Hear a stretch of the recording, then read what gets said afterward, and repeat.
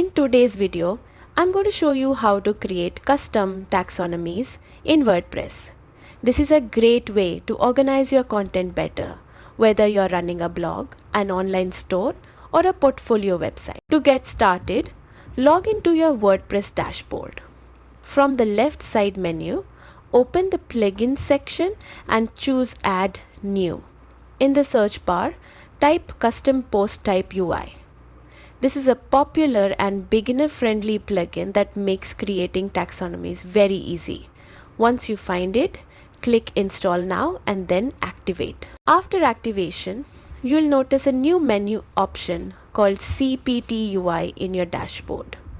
Click on it, then open the section labeled Add or Edit Taxonomies. This is where you create and manage your custom taxonomies. On this screen, you will see fields that let you define how your taxonomy works. A taxonomy is simply a way to group and classify content similar to categories or tags. You can use it to organize posts, products, or any custom content type on your site. Fill in the required details carefully so everything stays clear and consistent for both you and your visitor. Once everything is set up, save your changes. That's it.